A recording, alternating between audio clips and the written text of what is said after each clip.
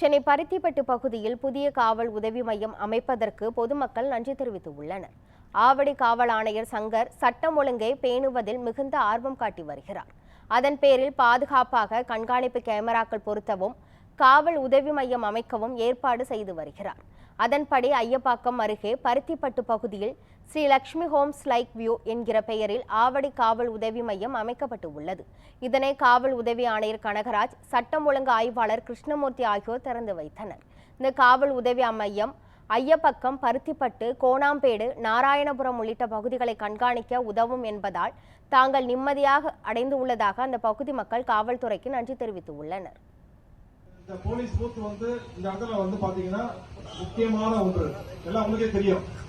இந்த பக்கம் பாத்தீங்கன்னா ஐயப்பாக்கம் போகுது, இந்த பக்கம் கோலடி, திருவேற்காடு, இந்த ஜங்ஷன்ல ஒரு பேரிகார்ட்லாம் போட்டு ஒரு வாகனத்தை தணிக்கை பண்ணும்போது, வெஹிக்கிள் செக் பண்ணும்போது பாத்தீங்கன்னா எல்லாருமே பப்ளிக் எல்லாமே ரொம்ப சாட்டிஸ்ஃபை ஆயிடுவாங்க. கண்டிப்பா இந்த பக்கத்துல போலீஸுடைய மூவ்மெண்ட் பாத்தீங்கன்னா ரொம்ப கம்மியா இருக்கும். உங்களுக்கே தெரியும், போலீஸை பார்க்கறதுக்கு கொஞ்சம் அபடமா இருக்கும். இனிமேல் ஒரு போலீஸ் பூத் இருக்கும்போது யாராவது உதவிலாம் கண்டிப்பா தேடி வருவாங்க. போலீஸ் பூத்துக்கு வரும்போது அது கண்டிப்பா இதனால இப்ப இல்ல, இப்ப நம்ம ஆரம்பிச்சிருக்கிறது இது இன்னும் ஒரு 2 years 3 years கழிச்சு பார்த்தீங்கன்னா இந்த இடத்துல பாத்தீங்கன்னா நிறைய வீடுகள் வந்துடும். அப்ப இந்த காவல் உதவி மையத்துடைய உதவி பார்த்தீங்கன்னா ரொம்ப அதிகமா இருக்கும்.